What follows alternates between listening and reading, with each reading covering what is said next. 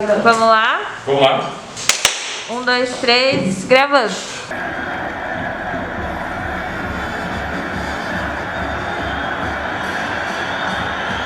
Tô na área aqui pelo nosso grupo de áudio e comunicação, tô na área apresentando em primeiro à minha direita, Anderson Alves, querido parceiro, homem do Dial News, o pastor gaúcho, o homem do louvor de galpão, este rapaz aqui, este comunicador, ele é capaz de 279 a 311, 315, 320 participações no louvor de galpão. Este homem brilhou recentemente na Garagem Veículos. Seja bem-vindo ao Tô na Área. Tudo bem, Marcão? Que alegria poder estar aqui com vocês, né? Vocês que entendem de futebol, mas eu estou aqui hoje para, de alguma forma, falar, né, de futebol. Não tão fanático quanto alguns que já passaram por aqui. Claro. Mas vamos falar de futebol. Ele é nosso diretor, ele é um dos grandes talentos da Várzea, aqui de Novo Hamburgo, negociado para o Canto do Rio, assim que terminar a pandemia. Nosso gestor Gil, seja bem-vindo, diretor. Estamos na área. O Marcão sempre puxa a brasa para o meu lado. Eu fico imaginando as pessoas assistindo esse vídeo e pensando, será que o Gil é tudo isso? Mas adiantou-vos. Não, o Gil não é tudo isso. Inclusive, estou sofrendo, Marcos, olha só. Sim, pois não. Eu estou sofrendo bullying. Bullying?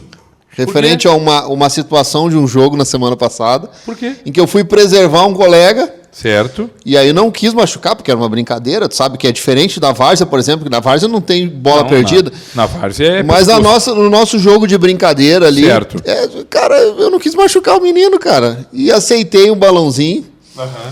E agora eu tô sendo alvo de bullying e de piadas. Viralizou há mais de uma semana. Há mais de uma semana já eu tô num estado emocional bem abatido. Quem quiser contratar o Gil, é R$200 o jogo. Eu faço assim, meus contratos com o Gil são assim de forma.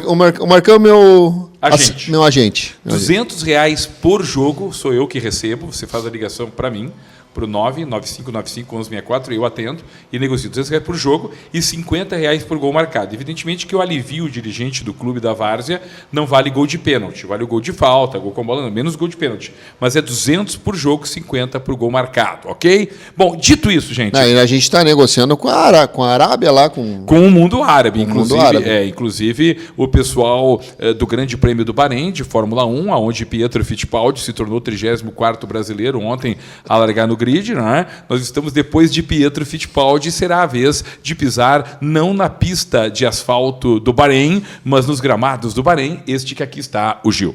Mas, gente, o Grêmio encerrou o mês de novembro com absurdos 92,5% de aproveitamento.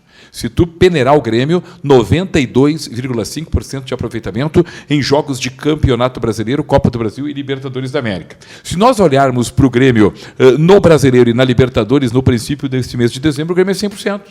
O Grêmio ganhou do Guarani do Paraguai, o Grêmio ganhou do Goiás, o Grêmio ganhou com goleada do Vasco, ou seja, o Grêmio ele está 100% no mês de novembro e o próximo desafio é o Santos, quarta, 7h15 da noite, jogo de ida, quartas de final, Libertadores, aí vem o Marinho, aí vem o Soteldo. O último jogo, o Grêmio está 16 jogos invicto. O último jogo, inclusive, que ele perdeu foi para o Santos, lá na Vila Belmiro. E o último jogo que o Inter ganhou foi do Vasco, que o Grêmio ontem goleou. Há 50 dias o Inter não ganha. Mas o Inter é para depois. O que vocês acham do Grêmio? Pois é, porque se questionou muito a decisão quando houveram muitas demissões. Renato Gaúcho, hoje ainda eu estava comentando, né? Porque há pouco tempo atrás as pessoas queriam a cabeça do Renato, né, tá tudo errado, né, o goleiro Vanderlei era questionado, os jogadores eram questionados, cadê o futebol do Grêmio? Né, muitos queriam mudança e a gente Jean-Pierre, quantas vezes foi questionado? Atuações medianas, ruins, tira do time, o guri tá com a cabeça não sei aonde, não dá para jogar no Grêmio, não serve pro Grêmio. Diego Souza, quem não questionou Diego Souza? Não, ele cansou. A vida dele já foi um... Diego Souza foi questionado, porque fez muitos gols, tá? Gauchão e tudo mais, aí será, agora ele cansou, agora vem as lesões, tá velho demais, e agora tem gente dizendo que ele é melhor que Cristiano Ronaldo, dizendo que ele é melhor que Messi, dizendo, né? Então, melhor que Cristiano Ronaldo Só o Renato. Só o Renato. Desculpa te cortar, Anderson. Toca a ficha. E vendo isso, né? Mas o que mudou? O que mudou de verdade no Grêmio? Porque se questionava também a questão da preparação física, né? Sabe que eu separei aqui o Grêmio em 3 pontas. Nós temos uma ponta jovem do Grêmio. Darlan, Jean-Pierre, Ferreirinha, PP. Temos uma ponta jovem do Grêmio de jogadores que estão colaborando e muito. Matheus Henrique tem nessa ponta jovem. Darlan, Jean-Pierre, PP, Ferreirinha, Matheus Henrique. Temos uma ponta experiente, que é aquela ponta que todo mundo conhece. Jeromel, Kahneman, Vanderlei, Vitor Ferraz, Diogo Barbosa, Cortez, Orejuela, Maicon, Diego Souza, essa é a ponta experiente do Grêmio. E tem a outra ponta, que são daqueles que recém-contratados, recém-chegados, estão dando contribuição. Churin e Pinares, que nos poucos minutos que estão em campo, eles demonstram dar uma contribuição. O Pinares ontem foi um jogador importantíssimo na construção dos 4-0, inclusive autor de um golaço. Então, o Grêmio está dividido, né? Darlan, Jean-Pierre, Ferreirinha, PP, Matheus Henrique, jovens de talento, que dão resposta. Rodrigues, não posso esquecer, zagueiro Rodrigues, dá a resposta. Jogadores que chegaram, Churin, Pinares, jogadores que já estão aí. E aí tem Vitor Ferraz, tem Diogo Barbosa, tem o Diego Souza, eu posso citar o David Braz, o Paulo Miranda, porque todos titulares ou não, mas nesse rodízio, todo mundo está dando a sua contribuição. Então é aquilo, o Grêmio tem hoje um grupo. Um grupo. Porque a grande diferença é que muitas vezes se monta um time e não se tem um grupo, porque a reposição não existe, né? E hoje, então, o Grêmio tem um grupo. Talvez isso que faça a diferença, porque na hora de substituir, tem substituto à altura. E sobre a preparação física, se nós analisarmos, quem é que tem o elenco que o Grêmio tem? Por exemplo, quer um bom lateral direito, Vitor Ferraz. Hoje não tem Vitor Ferraz. Orejuela também é bom. Quer um bom lateral esquerdo, Diogo Barbosa. Hoje não tem Diogo Barbosa. Quem é que tem? Cortez. Não é de todo horrendo. Não tenho Jeromel e Kahneman, mas eu tenho David Braz e Paulo Miranda. Não tenho o Maicon, mas eu tenho o Darlan. Não tem Matheus Henrique, mas eu tenho o Tassiano. Não tenho o Jean-Pierre, mas eu tenho o Luiz Fernando. E aí, no caso então, o Grêmio tem uma reposição a zaga, por exemplo, tu vai enfrentar um time que tem um ataque veloz e que tu precisa de mais juventude na tua zaga, tu não pode tirar o David Braz ou o Miranda e colocar o Rodrigues. Por exemplo, o Grêmio para a quarta contra o Santos. O jogo contra o Santos, olha que interessante. O Marinho é a grande jogada do Santos. Velocidade, pedalando, lado direito ofensivo, esquerdo defensivo. Quero marcar. Bota o Cortez. Pronto, já estancou. Já vai ter uma sombra ali, uma nuvem densa cobrindo ali o... Se bem que eu acho que no último jogo ele atropelou enrolou. O Cortez está até agora procurando o Marinho.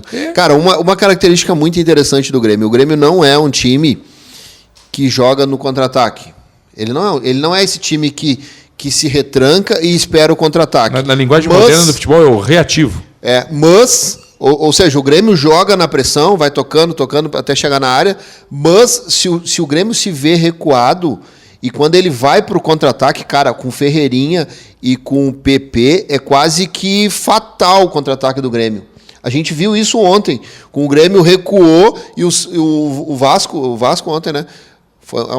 O Vasco veio para cima e o Grêmio recuou, e o Vasco quis crescer na primeira bola que sobrou para o PP, quase deu o gol do Grêmio.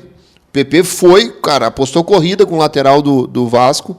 O cara tá até hoje esperando o Uber chegar para conseguir chegar no PP e quase gol do Grêmio. E várias vezes, ou é de um lado o PP, ou é Ferreirinha do outro. O Grêmio se consolida como uma grande equipe. Que ontem, olhando para o Vasco, a fragilidade do Vasco é imensa. O Vasco tem um bom goleiro. Ontem, o que eu vi do Vasco ontem na Arena? Tem um bom goleiro, Fernando Miguel. Tem um camisa 7 aceitável, Gil. Tem um atacante que se mexe bem, Torres. E o Thales Magno, que é uma boa criatura formada na base do Vasco. Mas é só. Não tem mais ninguém. Tem o camisa 10 ali. O Benítez, mas não é expressivo, mas também não passa por ruim, né? Eu achei ele um jogo, talvez pelo momento do Vasco na partida, mas achei ele muito nervoso, muito usina para a lâmpada. Muita uma usina de Itaipu, sabe? Vertendo água, usando vazão para uma lâmpada. Mas só que também não tem graça. Ele está sozinho, ele toca a bola e recebe moranga. Ele toca a bola e recebe moganga. Ele toca a bola e recebe abóbora de pescoço. Então chegou no momento que ele disse, não dei bola para ninguém. Aí ele pegava a bola e arrancava. Aí ele passava pelo Matheus Henrique, pumba, parava no Maico. Aí quando o Maico saiu, ele passava pelo Matheus Henrique, pumba, parava no Darlan. Então ele passou a tarde toda parando em alguém. Porque ele sabia que não tinha com quem jogar. Então a questão. Tu sabe que a questão do Vasco. Chegou ao ponto de cobrar lateral. Lateral. Uma hora ele largou e foi cobrar lateral. Tu sabe que olhando para o Vasco da Gama e para o Botafogo, porque nós temos o Botafogo e o Vasco da Gama fazendo morada na zona do rebaixamento, né? O Botafogo é o antepenúltimo com 20 e abre a zona do rebaixamento o Vasco com 24. Aí eu olho para o Fluminense com 39 na quinta colocação, um ponto acima, por exemplo, do Internacional, eu fico pensando, que belo trabalho do Oder Hellmann. E o quanto deve estar arrependido Marcelo Medeiros de ter demitido o Oder Hellmann. O Inter era feliz com o Oder Hellmann. Como segurar na época? Era uma pressão tão grande em cima do Odair. Eu acho o seguinte, o Oder Hellmann caiu por não ter vencido a Copa do Brasil que o Inter tinha que perder. O Oder Hellmann foi demitido do Inter por perder uma Copa que tinha que perder. O Atlético era melhor. Nesse momento que pesa, por exemplo, como o nome do Renato. Porque se fosse um outro no lugar do Renato, agora na primeira crise ele teria ido embora. Mas é o Renato. É o Renato. Né? Aí ele se mantém. E essa continuidade é o que faz com que a gente perceba que o time vai encaixando, porque a gente percebe isso no futebol lá de fora, que os técnicos ele têm continuidade. Aqui não, a primeira crise, perdeu o primeiro clássico, já quer que vá embora. Mas né? eu não sei, o Marcão acho que pode nos esclarecer isso de uma forma muito mais... deixar isso muito mais claro para a gente, que conhece os bastidores do futebol, conhece dirigentes e tal. Me parece que, às vezes, existe até uma certa convicção em cima de um trabalho, da direção, da presidência, em cima de um trabalho de um técnico. Mas a pressão externa é tão grande que, às vezes, eu penso que acontece da seguinte maneira: é melhor liberar do que ficar sofrendo essa pressão. Mesmo tendo uma certa convicção do trabalho, vai crescer, vai dar liga, vai evoluir, o time vai começar a ser mais competitivo, enfim. Mas me parece que as direções dos clubes brasileiros cedem muito facilmente às pressões de torcida organizada.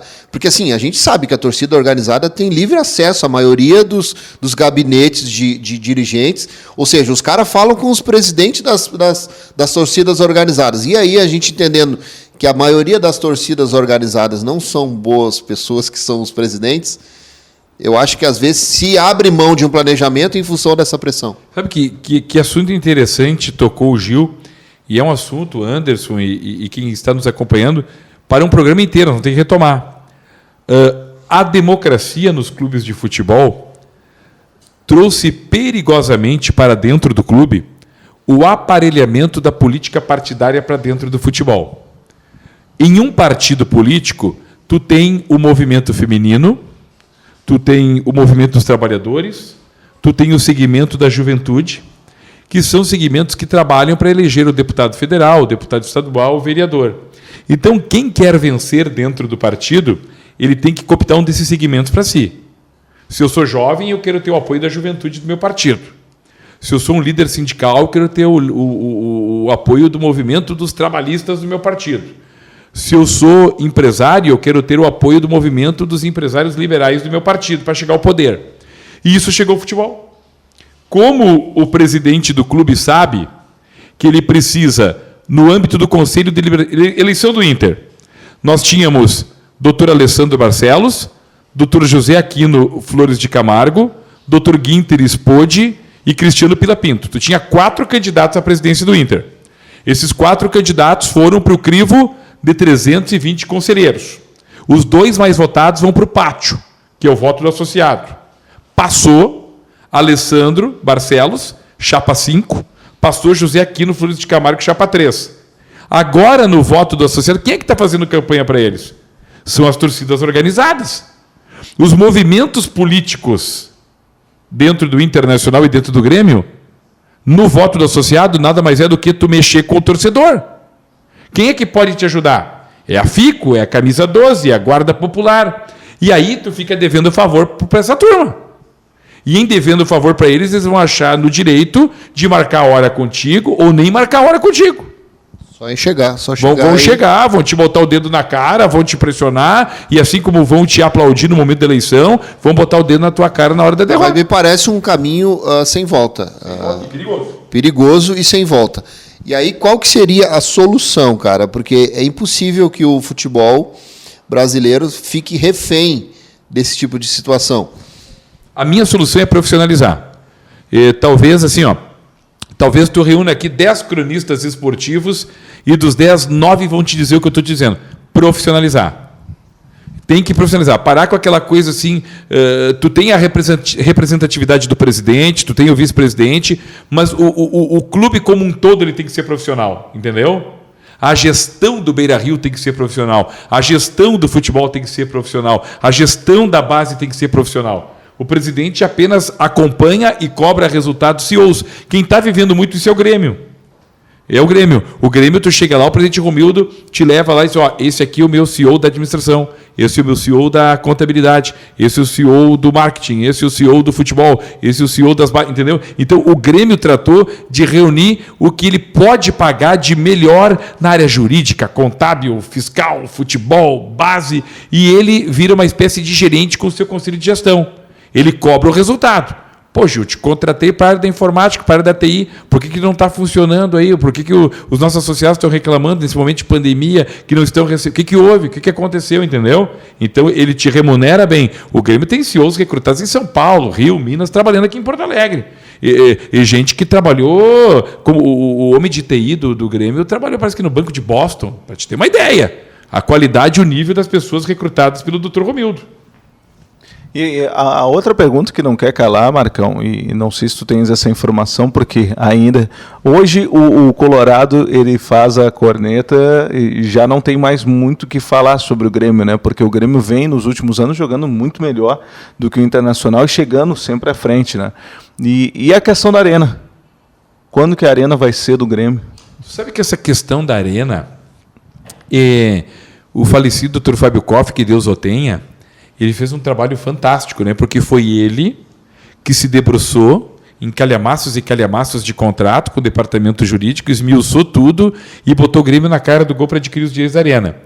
E foi o presidente Romildo que disse, espera um pouquinho, por que eu vou me apressar e vou pagar o que não vale a Arena, ou vou inviabilizar o futebol do Grêmio? A Arena só tem um comprador, o Grêmio. Só tem um cliente que somos nós. Provérbio chinês. Vou sentar, me perdoe a expressão, vou sentar na beira do rio que o corpo vai passar boiando. Então, ele está sentadinho na curva do rio esperando a Arena passar e ele vai, só pescar a Arena. Pronto, é minha. Então, e o que pensa o presidente Romildo? Só o que falta é eu, num momento de pandemia, que não posso botar torcedor no estádio para arrecadar, deixa a Arena com eles. Deixa eles pagar o custo. Exatamente, daqui 5, 6 anos a Arena é minha. Entendeu? Então o presidente Romildo está correto. Ele está cuidando do futebol e está aproveitando esse momento para ganhar títulos, para fazer superávit, para ver tudo aquilo que de errado está sendo feito na administração da Arena, porque ele mesmo já disse para mim, em outro veículo de comunicação, numa entrevista que fizemos, eles gastam 400 mil por mês para manter a Arena. Eles sabem construir a Arena, não sabem gerir futebol. Quem sabe fazer futebol somos nós, Grêmio, é eles ali, o Internacional. Isso dá para fazer com a metade. Com 200 mil eu mantenho a Arena, mas deixa eles gastar 400, porque quando chegar a minha vez de administrar, eu mostro como funciona. Então melhor, o Grêmio está cuidando do quê? Melhor eles gastarem os 400 claro, e a gente economizar o Grêmio está 200. cuidando do Darlan, está cuidando do Ferreirinha, está cuidando do PP, está cuidando do Tassiano, está cuidando do Rodrigues, está cuidando dos guri que estão surgindo aí, como o menino Elias, atacante afrodescendente, camisa 7 do Grêmio na base, do elenco de tradição. Ele está pensando no quê? 50, 60, 70 milhões de euros que ele vai fazer com os guri. E então é isso que ele está pensando. E o Internacional, e pasmem, né? Quem tinha essa receita era o Inter. Quem é que revelou Pato? Quem é que revelou Tyson? Quem é que revelou Diogo Rincon? Quem é que revelou Daniel Carvalho? Quem é que revelou, no passado mais distante, Lúcio? Quem é que revelou tantos e tantos jogadores? Mas logo depois dessa era, o Inter teve um assalto, né? O Inter foi assaltado, foi deturpado. O Romildo foi derrubado. Tu sabe qual é a grande tarefa do presidente Romildo, cujo mandato vai até dezembro de 2022? construir alguém, pensar alguém do seu conselho de gestão, como ele foi pensado pelo Dr. Fábio Koff, e evitar o dedo podre de um Vitório Pífero na vida do Grêmio. O grande legado do presidente Romildo, além da Copa do Brasil, do tricampeonato da Libertadores, da Recopa Gaúcha, da Recopa Sul-Americana, de mais algum título que o Grêmio venha de importância a ganhar na sua gestão, é pensar alguém do Conselho de Gestão que dê continuidade ao trabalho dele. Que o Inter não caia. Porque a gente começa a falar sobre legado, né? Mas assim, analisando a gestão do Romildo, dá para dizer que ela é perfeita, não dá? Porque, assim, os principais objetivos de um clube de futebol, ser campeão e terminar com superávit, terminar com dinheiro em caixa. Ok, tu disse tudo. Quando eu tive a oportunidade de um domingo desses aí, eu entrevistei o Marcos Hermann e entrevistei o Claudio Odrich. Pô, são 2 baita capitães de indústria. Sim. Eles dizem assim, eles só têm elogios ao presidente Romildo. Que o presidente Romildo é gestor, que o presidente Romildo é democrático, que o presidente Romildo ouve, que o presidente Romildo atingiu um grau de gestão do Grêmio que ele entra de fraque, cartola e só vai regendo a orquestra. Existe uma diferença muito grande assim entre a presidência do Grêmio e presidência do Inter, assim, por exemplo. Cara, é nítido que o Romildo é um gestor. Mas mais do que um gestor, ele é um cara de extrema inteligência. O Romildo é muito inteligente. Tu fica horas ouvindo o Romildo falar. Que é o que, e sem precisar da arma de alfinetar o co-irmão para conseguir a atenção. Não. Tu fica assistindo, ouvindo o Romildo por horas. Contrário da presidência do Grêmio. Do Inter, perdão. Que precisa do alfinete para ter assunto para 15, 20, 30 minutos de entrevista. Olha, é impressionante, cara, a diferença dos dois gestores dos 2 maiores clubes Anderson do Sul. E Gil, e queridos que estão nos acompanhando no Tô na Área. Eu entrevistei Eduardo Hausen, candidato à vice-presidência do Internacional, na chapa de José Aquino Flores de Camargo. E entrevistei Dani Dubin, candidato a vice, na chapa de Alessandro Barcelos. E ouvi do Eduardo Hausen o seguinte: o doutor José Aquino Flores de Camargo, o qual eu concorro como vice-presidente, e ele, José Aquino, candidato à presidência, o doutor José Aquino era o presidente do Conselho Deliberativo do Inter, que não queria o processo eleitoral. O doutor José Aquino Flores de Camargo chegou ao presidente Medeiros, eu quero ser presidente do Inter, sou pré-candidato. Mas o que o senhor acha, presidente Medeiros, de nós deixarmos a eleição para março do ano que vem, deixando o senhor terminar em fevereiro, segunda quinzena de fevereiro, a sua participação nos campeonatos? Sabe o que ele ouviu do Marcelo Medeiros? Está gravado lá na Co-Urbana Bandeirantes. Está gravado. Eu fiz a entrevista.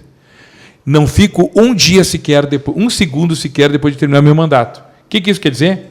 A caneta está queimando na mão do presidente Marcelo Medeiros. Enquanto que a caneta na mão do presidente Romildo Bolzan Júnior é prazerosa, enquanto que a caneta assina na ponta esquerda do Grêmio com prazer, o presidente colorado Marcelo Medeiros queimou. A caneta queima. Ele é destro e está aprendendo a escrever com a mão esquerda, de tanto estar queimando. Mas o Medeiros não é cria do Fernando Carvalho? É uma cria, mas ele é uma...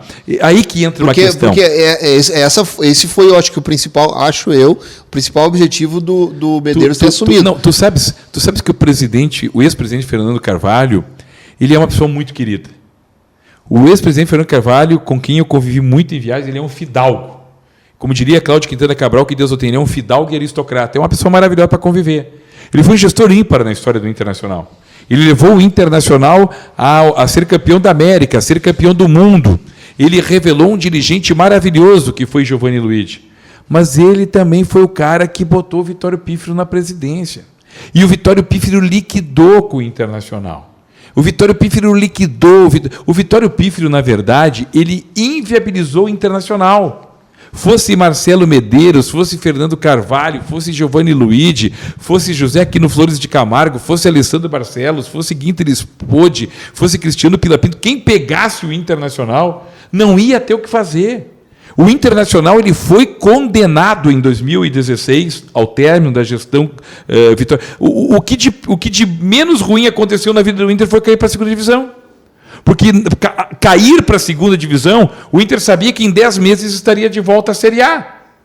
Agora, o que o Inter não sabe o que fazer, e o Marcelo Medeiros, com toda a capacidade de grande advogado que é tirar o Inter de uma condenação de 15 a 20 anos de inferioridade em relação ao Grêmio em poder de investimento no futebol. Então é isso que ninguém sabe como fazer. Ontem eu ouvi de pessoas me dizerem o seguinte: candidatos à presidência do Inter, vice-presidente do Inter, é economizar. Em outras palavras, é mandar embora Cuesta, é mandar embora D'Alessandro, é mandar embora Saravia, é mandar embora Guerreiro e botar os guris a jogar a partir do chão. O Musto provavelmente está nessa lista. Aliás, o Musto, inclusive... O Musto não se ajeita mais, cara. Não, inclusive, o Musto Internacional está com o plano de matriculá-lo em um bom curso superior, né? Porque ele já está com a vida ganha. E, quem sabe, eu acho que o Musto tem jeito de administrador de empresas, cara. O Musto é aquele estilo rústico, assim, ó, de chefe de linha de produção, engenheiro de produção de uma grande metalúrgica. O Musto, mas bom jogador de bola, não. Pois é, tu ofereceu 200 aí pelo nosso amigo Gil e 50 por gol, né? E gol contra, quanto é que paga daí? Não, o Musto seria o seguinte... eu pago daí, eu devolvo o dinheiro. O Musto no meu time seria assim, ó, o treinador vai colocar eles e eu digo assim, ó, eu abro mão do nosso cachê hoje, não põe.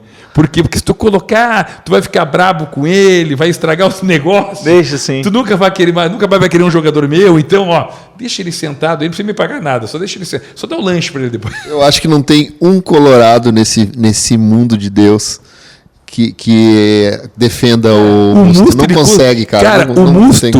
Olha aqui, o Musto tá para Bressan, será? Não. O Musto é assim, ó. Eu acho que ele já superou o Bressan. Quer ver exemplo? O Musto conseguiu... Se bem que o Bressan, olha... O Musto consegue ser expulso num Grenal, lá em Caxias do Sul.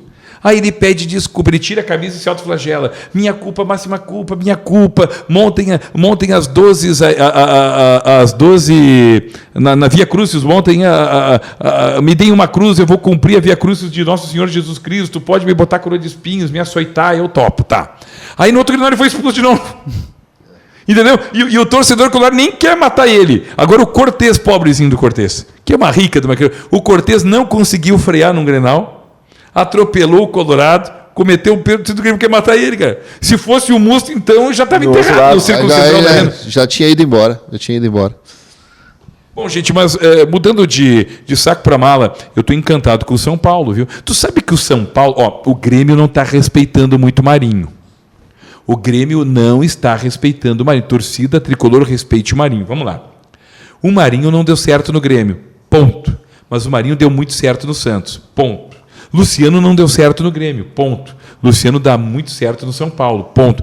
Respeita os caras. Tá nem sei quantos jogos aí fazendo gol, cara. Que isso? Marinho, Luciano. Porque assim, por que o Luciano não deu certo? O Renato ontem lhe disse por que o Luciano não deu certo. Eu gosto de centroavante de área, eu gosto de centroavante de posicionamento.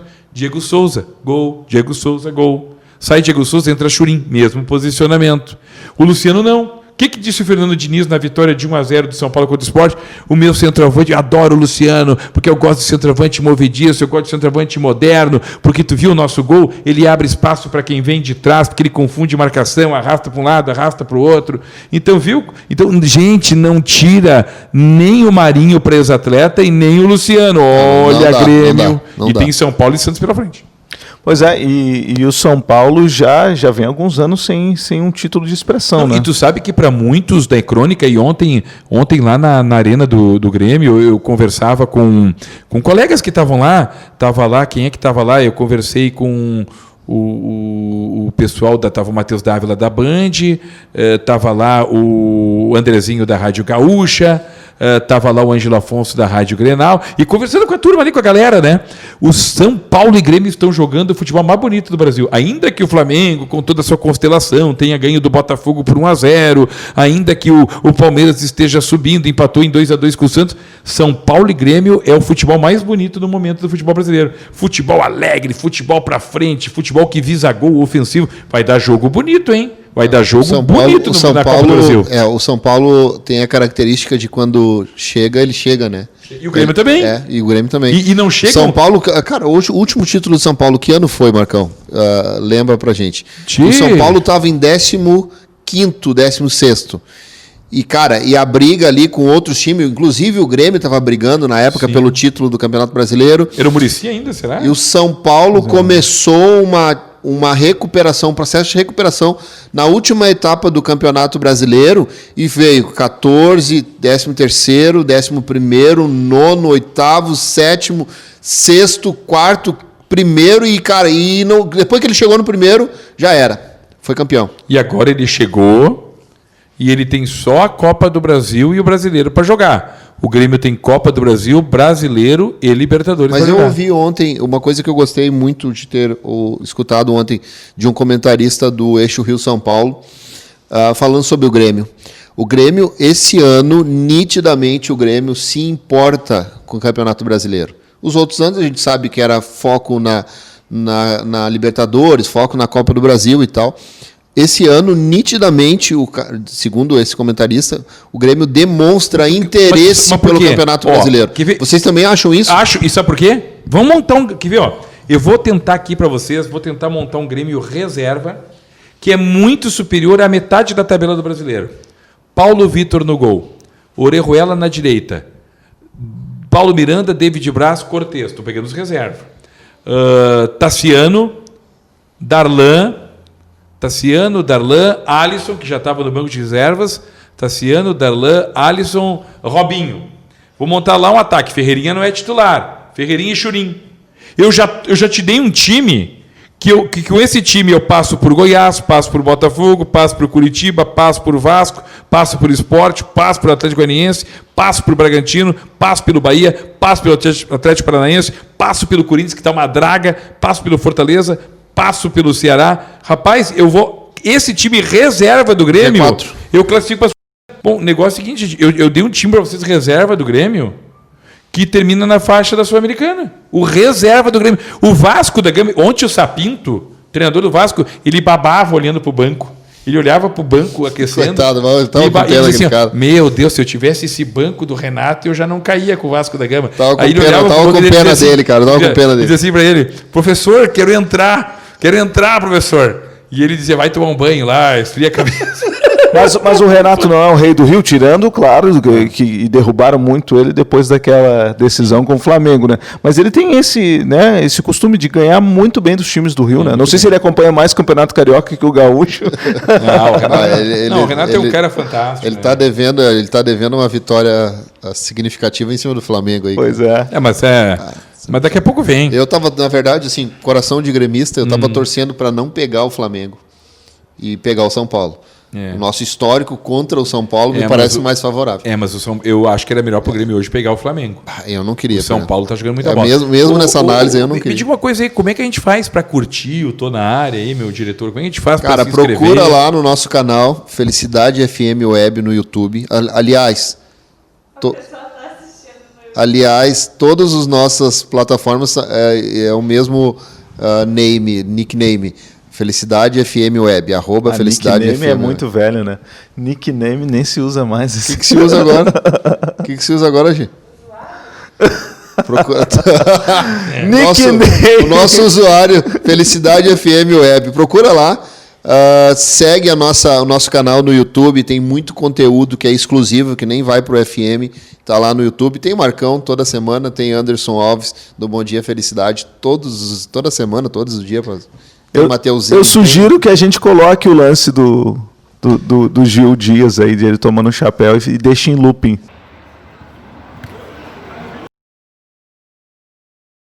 Para encerrar. Quem é que te deu o chapeuzinho? Cara, o Canu, um amigo aí de o Canu? Tá chegando o Matheus Fonte. Mas com o nome de Canu, né? Com o nome de Canu. Canu. Passadas largas. Vocês não conhecem os bastidores. Se bem que vou terminar contando os bastidores. No início do jogo, quinta-feira da semana passada, um jogo das 10h30 às 22h30. A gente foi jogar aqui na das 10h30 às 22h30. Olha como era longo. Das 22h30 às 23h30. O jogo aqui na cidade vizinha, aqui, Estância Velha. Cara, antes de começar o jogo, o Canu me falou assim: eu tô com o tornozelo inchado. Joguei ontem, levei uma pancada e tal. Tô com o tornozelo inchado, já fiz massagem, fui não sei aonde. Mas aí vim jogar só pelo amor ao futebol. E aí veio jogar. E aí eu fiquei com aquilo ali remoendo, sabe? Tá com tornozelo, tá com tornozelo. Com Eu vou bater no cara. E daí, tipo, sobrou uma bola e eu pensei na hora, eu vou, não vou, eu fui. E quando eu fui, ele me deu o chapeuzinho e até pensei em chutá-lo. Ia chutar o tornozelo do cara machucado. Era o tornozelo mas essa pena que tu teve, o Davi da Realiza Ambientes Planejados, não teve do Matheus Monte do Matheus. Não, e o Davi, no meio do Matheus. o Davi do Quase que ele Realiza fez não dois, teve, Matheus. o Davi do Realiza não teve pena, inclusive, de filmar isso. Porque a pior sacanagem foi ele ter filmado e postado nos grupos. Agora o Silmar chegou. Não, e no último jogo ele deu de novo. É? Só não derrubou. Não, eu acho que a ideia é fazer 2, Matheus. Porque o seu Wilmar pediu mais um funcionário, aí vão fazer 2 Matheus. Bom, gente, Anderson, encerra o programa para nós e eu tô na área. Então, se inscreva no nosso canal aí da Felicidade FM Web, compartilhe com os amigos, nos grupos, falando de futebol que a gente se alegra. E, claro, semana que vem tem muito mais conteúdo aqui no nosso canal da Felicidade FM Web. Acompanhe em todas as redes sociais. A gente está na área, e se derrubar é pênalti. Show!